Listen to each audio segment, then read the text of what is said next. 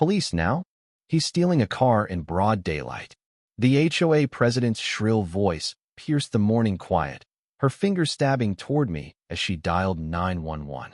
Her face glowed red with righteous anger, veins pulsing at her temples.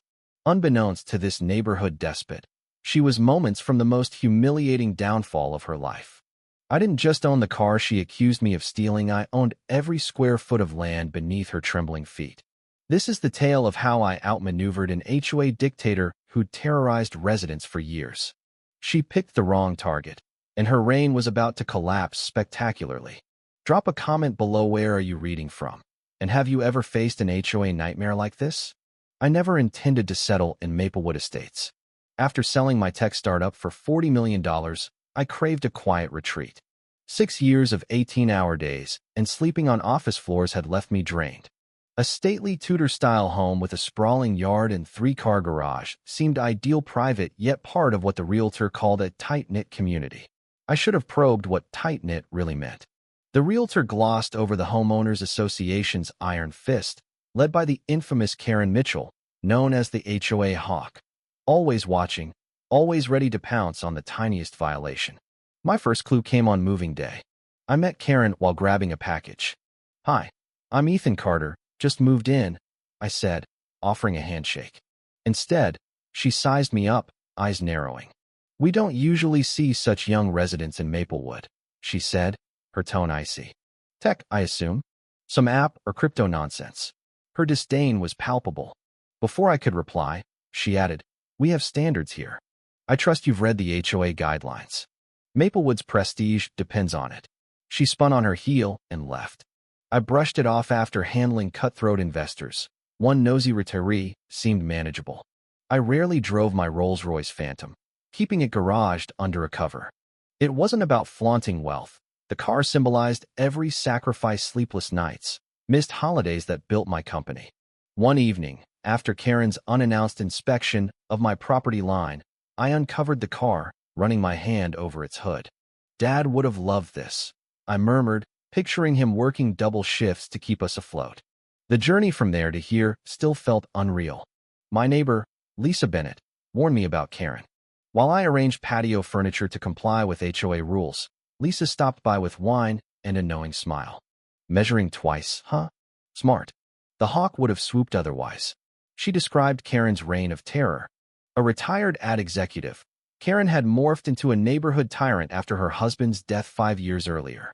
Her daughter, Emily, a corporate lawyer, rarely visited, leaving Karen to enforce HOA rules with ruthless precision. "2 families left last year because of her harassment," Lisa whispered. "She claims it's about property values, but it's control." I thanked Lisa, but figured I could handle Karen. I'd built a fortune navigating egos. How tough could one retiree be? 3 days later, Karen knocked at 9:30 p.m., citing my trash cans being 2 inches past the designated containment area per HOA Rule 4.3. I apologized and adjusted them, but irritation flickered. This was my home. Why was I groveling? Checking my security footage, I noticed a 15-minute gap and a slightly open back gate. Someone had tampered with my system. This wasn't just petty politics, it was an invasion. Lisa texted me that night. "Saw Karen leaving your place. Trash can lecture, right? Been there. You held your ground. Wish I'd done that when I moved in." I replied with confidence. Maybe she's never faced someone who's battled investors where every second is worth millions. But privately, I wondered what I'd stumbled into. This was supposed to be my haven, not a new war zone. The next morning, a 172-page HOA rulebook appeared under my door, neon highlighted with Karen's handwritten notes. Special attention for new residents. Noncompliance unacceptable. Rules dictated everything: mailbox designs, exact shades of exterior paint, even holiday decorations. 14 days before, 7 days after, $50 daily fines for violations. I laughed at the absurdity, but the humor faded when I realized these were enforced. At the mailbox, Tom Reynolds, an HOA board member, nervously warned me. "Karen mentioned you at our last meeting. Keep your yard perfect's got you on the watch list." When I pressed about this list, he hurried off, muttering, "Just follow the rules. It's easier." Karen's influence was clear. Even board members feared her. This wasn't just power. It was intimidation woven into the community's fabric.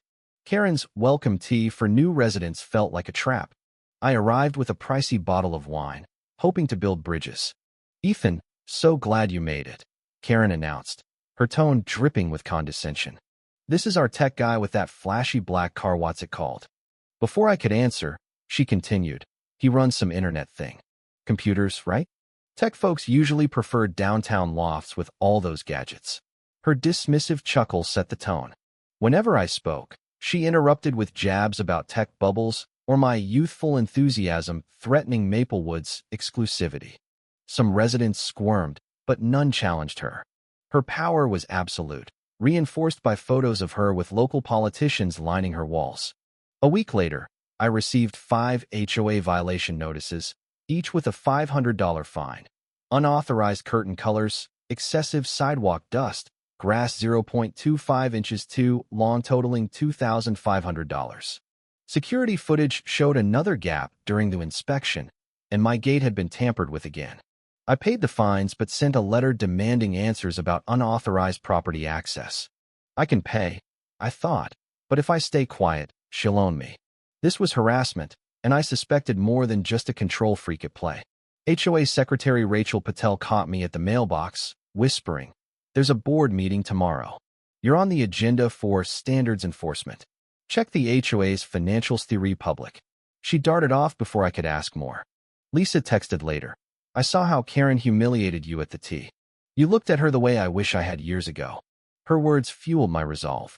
This wasn't just about might, was for everyone Karen had bullied.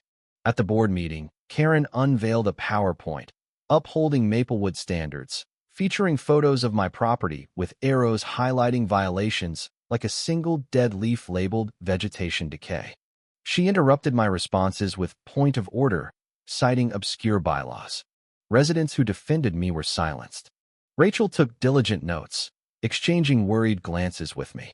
Afterward, an elderly couple, the Morgans, apologized in the parking lot. "It wasn't always like this, Mr. Morgan said. Karen used to host great events before her husband died." His wife added, "Be careful. The last guy who challenged her found his car keyed." Instead of playing defense, I volunteered to revamp the HOA website, pitching it as a way to boost property values. Karen reluctantly agreed. Working with Rachel, I accessed the HOA's Google Drive and found a private financial folder. It was a bombshell. The HOA was nearly bankrupt, reserve funds drained, and maintenance contracts like Mitchell Landscaping and KMH Services were linked to Karen, charging triple market rates. My $2,500 fine? Processed instantly to prop up the failing budget. Rachel confirmed my findings, sharing records of Karen's mismanagement using HOA funds for personal expenses and funneling contracts to allies. "Most board members don't read financials," she said. "They trust Karen because she's been here forever." That night, staring at a photo of my dad with his old truck, I recalled his words, "Home is where you fight, not where you flee." I wasn't running. Lisa connected me with her friend, Mark Sullivan, an HOA dispute attorney. Mark revealed that First National Bank was set to foreclose on Maplewood's common area streets, parks, community center due to a defaulted loan Karen had mismanaged.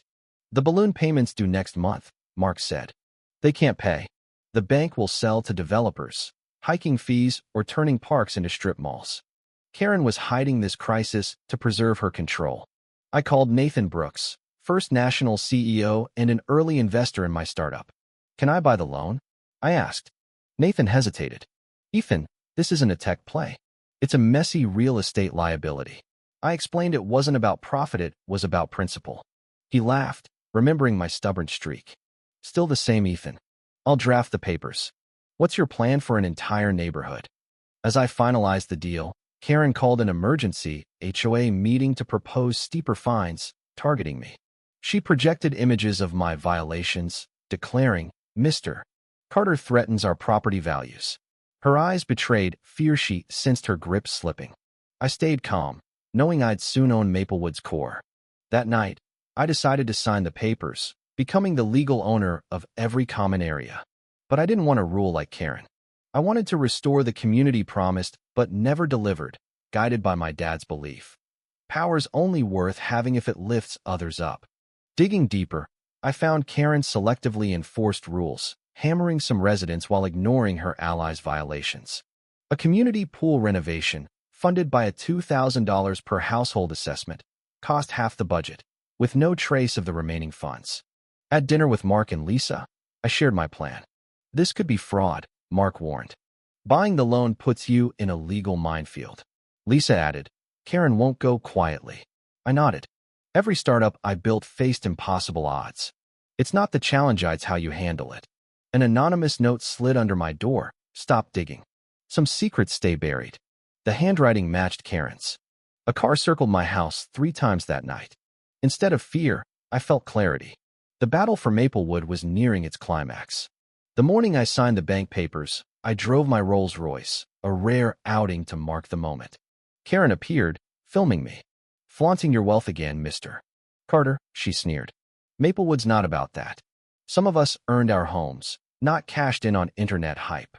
I nodded politely and drove on, her indignant face in my rearview. At the bank, Nathan handed me the documents.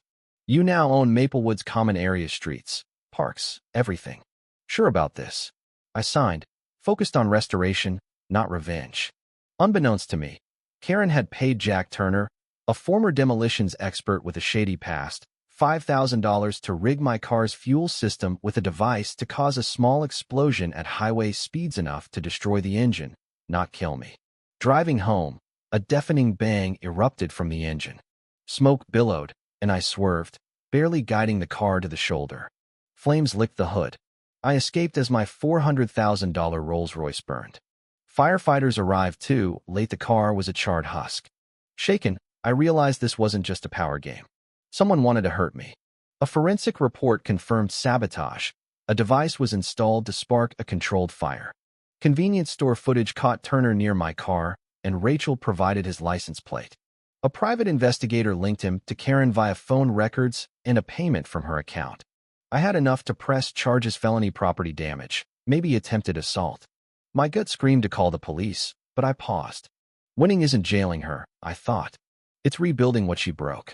Returning home, I found police in my driveway. Karen, arms crossed, smirked. There he is. I told you that car's stolen. No one here owns a Rolls-Royce. She'd called 911, unaware she'd ordered its destruction. I showed my license and registration, then photos of the wreckage. I need to file a report, I told the officers. And I know who's responsible. Karen's smugness faltered. The officers warned her about false reports and left. Her eyes met mine, not just anger, but fear. She knew the tide had turned. The next morning, every Maplewood mailbox received my certified letter, a deed proving I owned the common areas, a forensic report on my car, HOA financials exposing Karen's mismanagement, and shady contracts tied to her. I detailed how her actions nearly lost the community to foreclosure and proposed lower fees, transparent finances, and canceled overpriced contracts.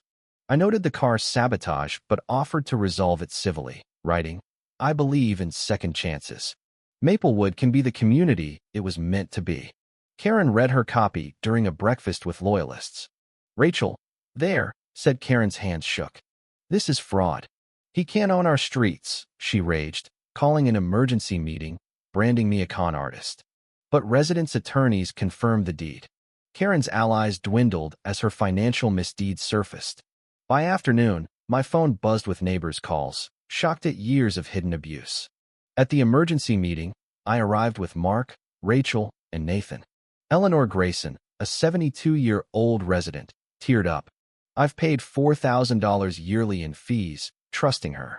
I presented calmly. This isn't about blame, it's about fixing what's broken.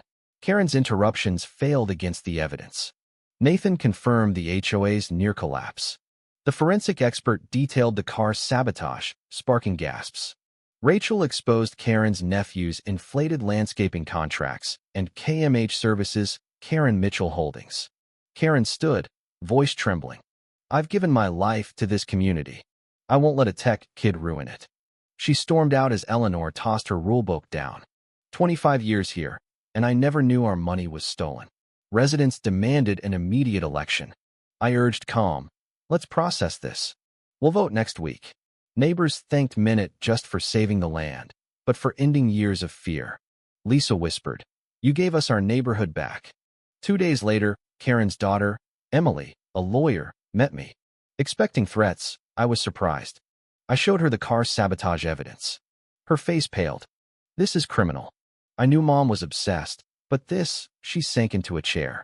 Since Dad died, the HOA became her lifeline. "She's unraveling." I softened. "I don't want her in jail. She needs help." Emily teared up, describing Karen's past warmth neighborhood barbecues, community spirit lost to grief and control. "She's paranoid, thinks she's Maplewood's savior." Karen rallied a few supporters, spreading lies about me turning Maplewood commercial. Signs appeared outside my house. "No to greedy developers." Her erratic behavior worried even her allies. Local media caught wind, and I held a press conference with Lisa, presenting our vision: transparent finances, lower fees, community spaces. Lisa spoke powerfully. 5 years here, and I finally feel heard. Franklin Hayes, 70, added, "I'm hopeful for Maplewood's future." Mid-presentation, Karen burst in, shouting, "You'll ruin what I built." Her eyes were wild. Emily gently led her out, apologizing. "My mother needs help, and I'll ensure she gets it." Eleanor spoke up. "Karen was once our friend, before power changed her." The room felt the weight of how authority can corrupt. Rachel distributed new financial guidelines, shifting focus to healing. At the HOA election, I declined to run for president, proposing a council with term limits and audits. Maplewood doesn't need one ruler, it needs voices united. I unveiled green initiatives, park upgrades, and reserves. Then, I proposed a role for Karen, Community Traditions Director, to organize events, not enforce rules. "She once united us," I said. "She can again."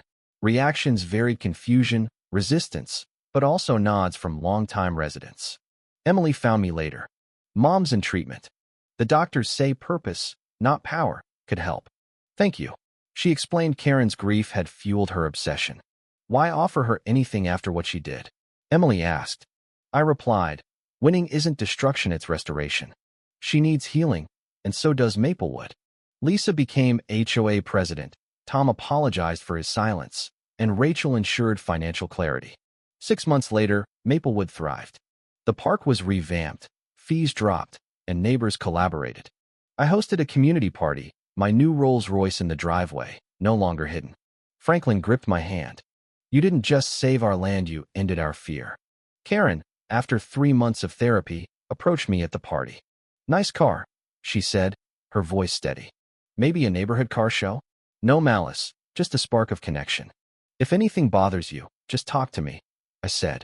We joined the neighbors, kids playing in the new park, parents chatting freely. Communities, like people, need crises to rediscover what matters. Power struggles, whether in boardrooms or HOAs, boil down to respect, purpose, and connection. Sometimes, owning your life means forgiving those who try to take it. In that forgiveness, we find the community we've always sought.